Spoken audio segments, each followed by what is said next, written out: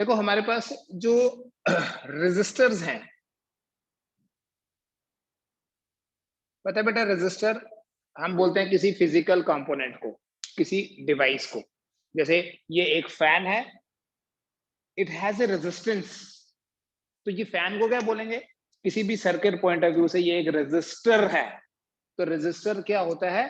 It is a physical component.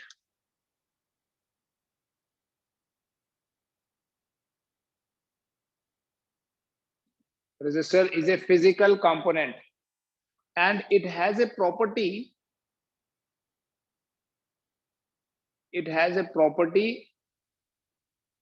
to oppose current.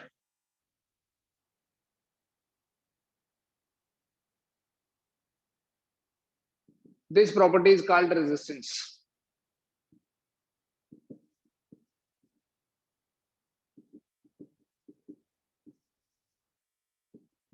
तो resistance बेटा property होती है जिसके कारण करंट को अपोजिशन मिलती है, राइट? तो कौन करता है वो अपोजिशन प्रोवाइड? वो डिवाइस करता है, वो फिजिकल कंपोनेंट करता है। उस फिजिकल कंपोनेंट को रेजिस्टर बोलते हैं। We have broadly two types of resistors जो हम यूज करते हैं लैब में। जो यूज करते हैं, दो तरह के रेजिस्टर्स होते हैं। एक होते हैं वायर वाउंड रेजिस्टर और एक होता है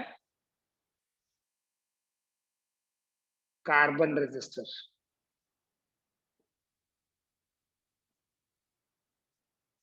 wire wound and carbon. Wire wound resistor जो है, it is made up of some alloy. It is in the form of a wire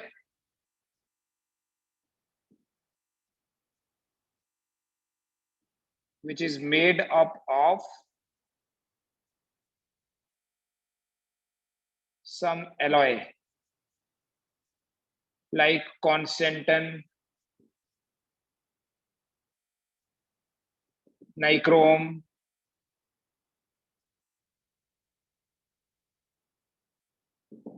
ठीक है। Basically why we use alloys for making resistors, you know the reason. alloys के लिए जो temperature coefficient है वो small होता है, याद है ना? टेम्परेचर कोफिशिएंट मतलब अल्फा इज स्मॉल। तो अल्फा स्मॉल होने से क्या होगा? alloys का रेजिस्टेंस जो है वो ज्यादा चेंज नहीं होता विद चेंज इन टेम्परेचर। और दूसरा बेटा, alloys की रेजिस्टिविटी ज्यादा होती है। देखो जैसे अगर मेरे पास एक सिंपल वायर है एल्यूमिनियम की, और दूसरी तरफ एक इतनी ही लेंथ की और इतने ही एरिया की, एरिया ऑफ क्रॉस सेक्शन भी सेम है, दूसरी नाइक्रोम वायर है which is an alloy of निकल एंड क्रोमियम। तो इन दोनों में से दोनों की लेंथ बराबर, दोनों का एरिया ऑफ क्रॉस सेक्शन बराबर, लेकिन बेटा जो नाइक्रोम है इसका रेजिस्टेंस ज्यादा होगा। So alloys are used for making resistors because alpha small and resistivity large, which ensures कि हमें ज्यादा बड़ी लेंथ नहीं लेनी पड़ेगी। जैसे मान लो कि एल्यूमिनियम को यूज किया हमने और 1 मीटर लंबी तार लगानी पड़ी 10 ओम प्रोड्यूस करने के लिए, तो नाइक्रोम में वो आधे मीटर या 10 सेंटीमीटर से ही काम हो जाएगा, क्योंकि नाइक्रोम की रेजिस्टिविटी ज्यादा है। आपको पता है बेटा, R is equal to rho into L by A. तो अगर हम एल बाई ए को फिक्स रखें, मतलब कंफर्टेबल भी तो होना चाहिए ना, लैब में यूज करनी है तो बड़ी बड़ी वायर्स उठा के थोड़ी चलेंगे, छोटी वायर यूज करेंगे, लेंथ छोटी रखेंगे, एरिया छोटा रखेंगे ताकि रेजिस्टेंस ज्यादा हो, ठीक है। लेकिन उसकी रेजिस्टिविटी भी ज्यादा रखेंगे ताकि हम रेजिस्टेंस को बढ़ा सकें। तो रेजिस्टेंस को एक एप्रिसिएबल वैल्यू देने के लिए 10 ओम, 100 ओम, 50 ओम, तो हम क्या करते हैं? एलॉयज को यूज करते हैं बेटा। लेकिन इसमें भी एक लिमिट है। अगर हमें रेजिस्टेंस मेगा ओम या किलो ओम में चाहिए तो फिर हमें यहाँ स्पेशल बनाना पड़ता है, which becomes very costly. That is why हम कार्बन रेजिस्टर्स को यूज करते हैं। कार्बन रेजिस्टर्स बेसिकली कार्बन से बने होंगे। कार्बन रेजिस्टर बोल रहे हैं तो मतलब कार्बन से बना है।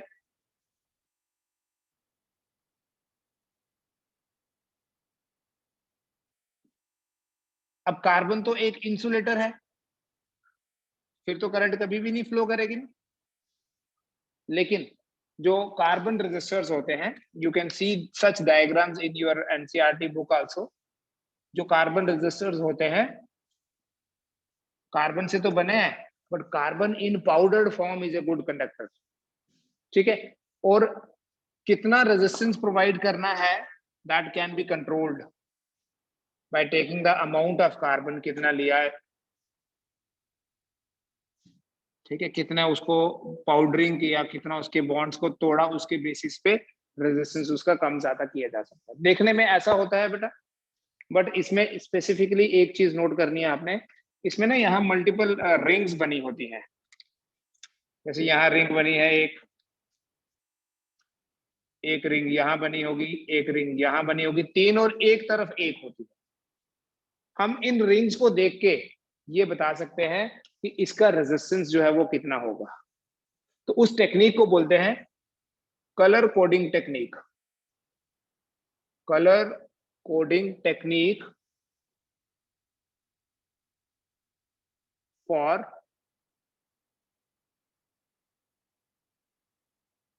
Carbon resistors. Colour coding technique for carbon resistors क्या है, देखो एक टेबल की हेल्प से हम इसको समझेंगे। ये कलर्स क्या हैं और ये बैंड्स क्या हैं वो देखो। इस टेबल में we have 3 columns.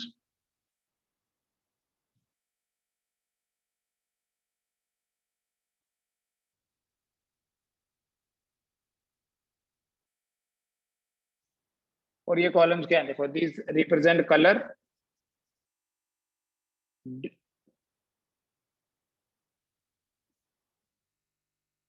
Digit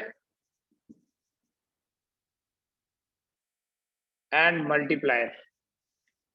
colour, digit and multiplier. और कलर जो है वो ब्लैक से स्टार्ट होता है, व्हाइट पे खत्म है, ये याद रखना। In between black and white सारे कलर्स है। So we have black, brown, red, orange, yellow, green,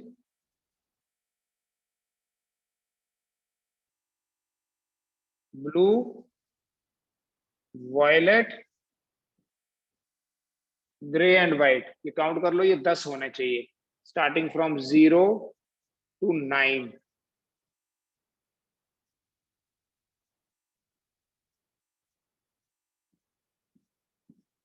10 ही है, ठीक है। ये यूनिकनेस है, ब्लैक का डिजिट 0 ही है। हम अपनी मर्जी से इस सीक्वेंस को नहीं ब्रेक कर सकते।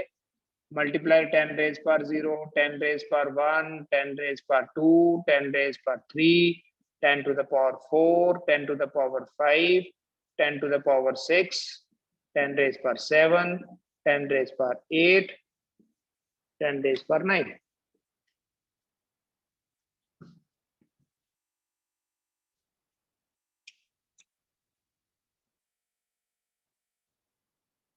ये है बेटा। अब जब आपको रेजिस्टेंस फाइंड करना है, तो पहले 2 कलर जो होते हैं, फर्स्ट 2 कलर्स के कॉरेस्पॉन्डिंग आपने देखनी है डिजिट्स की value. Second colour, first colour, second colour digit, third colour के लिए आप देखोगे मल्टीप्लायर की वैल्यू। और फोर्थ बैंड जो है, fourth band is for tolerance. Tolerance होता है बेटा वेरिएशन, कि ये रेजिस्टेंस है 10 ओम का या 100 ओम का, प्लस माइनस इतना हो सकता है।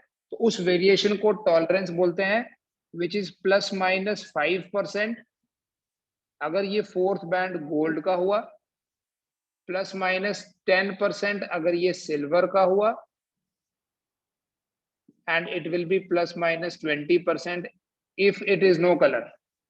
मतलब अगर फोर्थ बैंड हुआ ही नहीं, then the tolerance will be plus minus 20%। ठीक है, और कोई ऑप्शन नहीं है। तो हमारे जो पहले 3 कलर्स हैं, फर्स्ट 3 कलर्स, इनमें से कोई होंगे। फोर्थ जो है दैट विल इधर बी गोल्ड और सिल्वर, और it will not be there. जब नहीं होगा तो बोलेंगे नो कलर। ठीक है, फर्स्ट 2 डिजिट्स के, फर्स्ट 2 कलर्स के लिए देखना है डिजिट, थर्ड के लिए देखना है मल्टीप्लायर, फोर्थ के लिए देखना है टॉलरेंस। और देखो रेजिस्टेंस कैसे पता करना है, how resistance is to be calculated. मैंने आपको बोला एक चीज यहाँ ये याद रखना जरूरी है, इस सीक्वेंस को आप याद रखेंगे, ठीक है, don't change this sequence and you can remember this sequence with the help of a simple statement. That statement is, I'll write it here.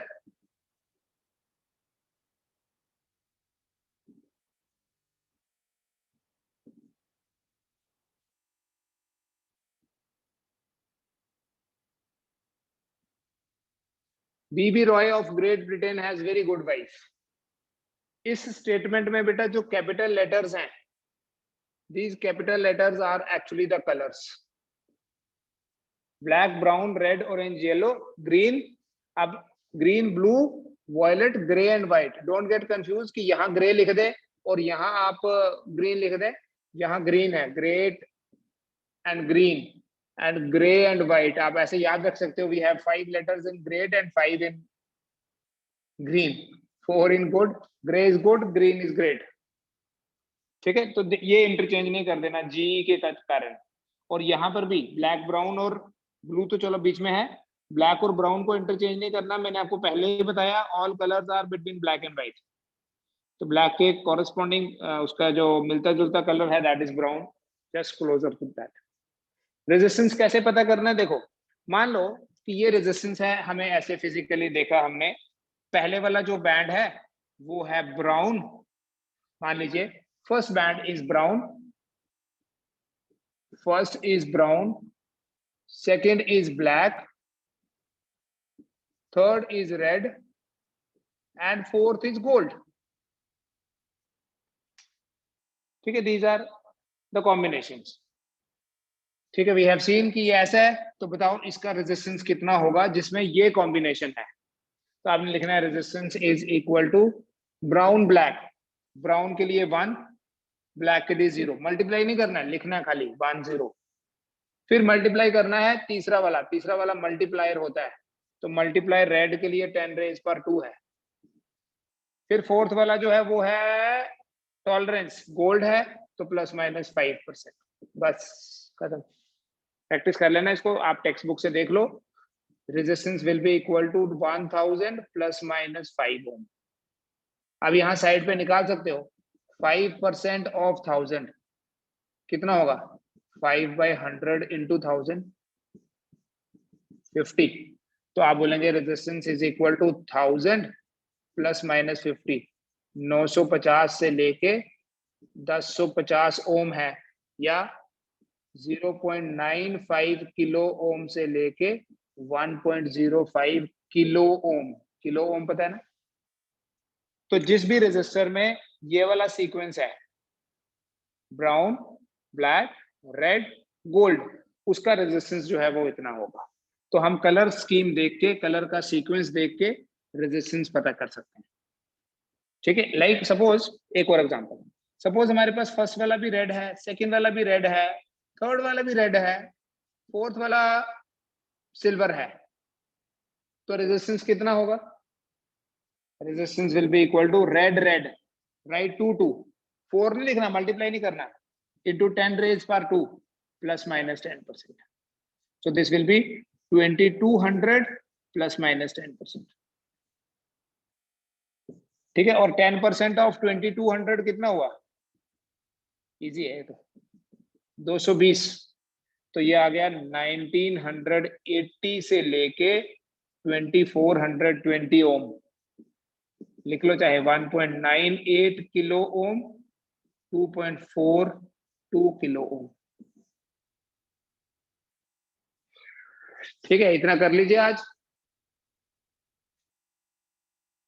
फिर नेक्स्ट क्लास में हम व्हीटस्टोन ब्रिज पढ़ेंगे।